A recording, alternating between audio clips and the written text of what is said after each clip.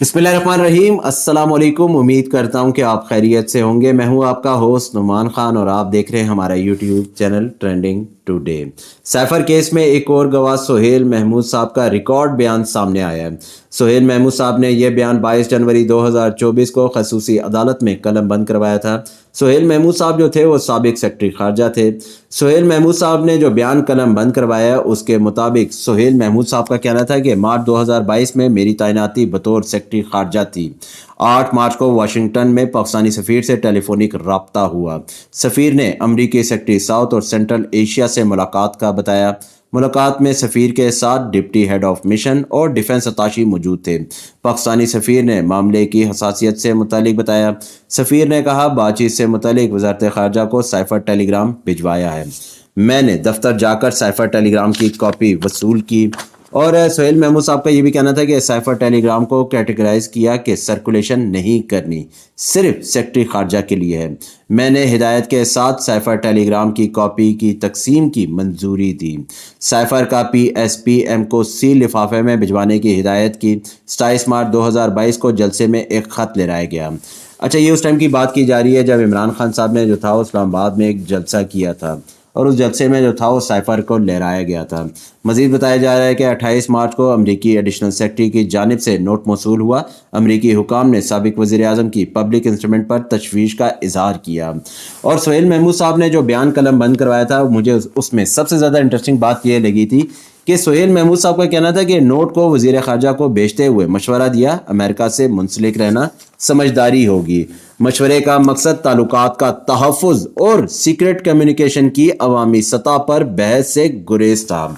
सोहेल महमूद साहब ने जो बयान कलम बंद करवाया उसके मुताबिक सोहेल महमूद साहब का ये भी कहना था कि 29 मार्च 2022 को मुलाकात के लिए बनी गाला बुलाया गया, जो पहले से तयशुदा मीटिंग नहीं थी।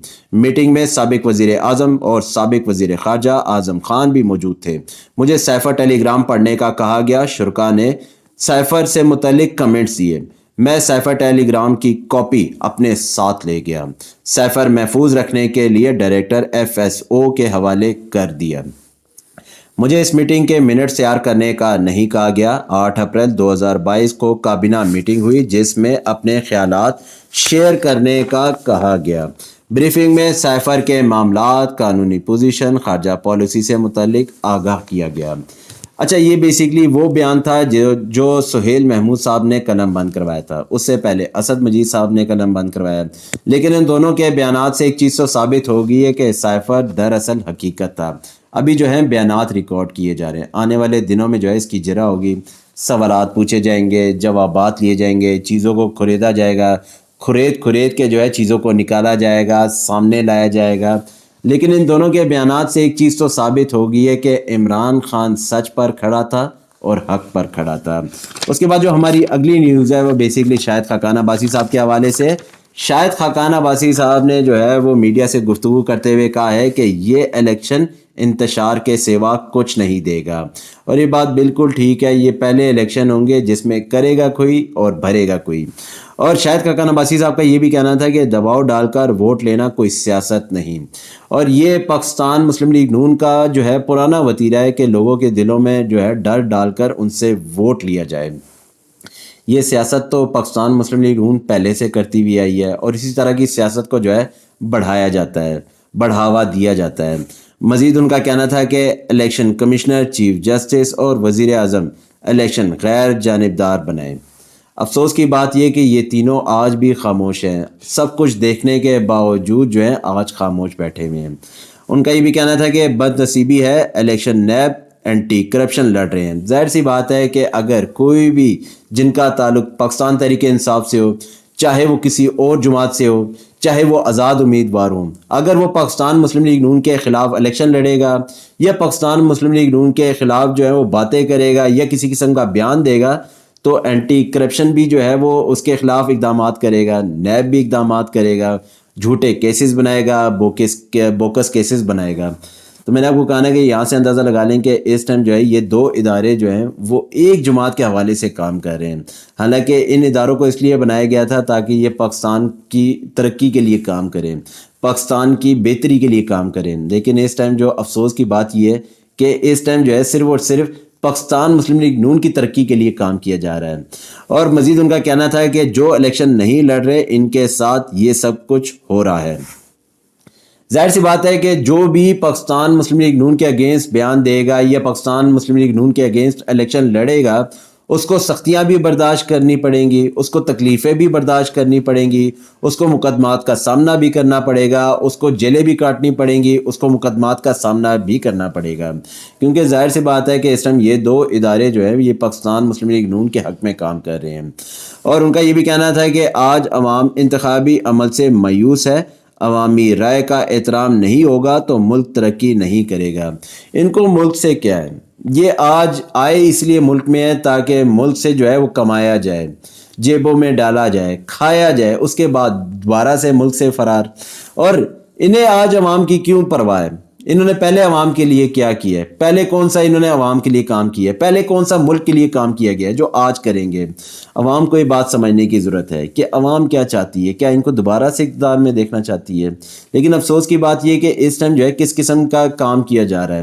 اور اس کے بعد جو تھا وہ شاہد خاقان عباسی صاحب کے حوالے سے بتایا جا رہا ہے کہ شاہد خاقان عباسی کے ترجمان عثمان عباسی کے خلاف ترقیاتی منصوبوں میں مبینہ خرد برد کا الزام شاہد خاقان عباسی اور عثمان عباسی اینٹی کرپشن راولپنڈی کے دفتر میں پیش۔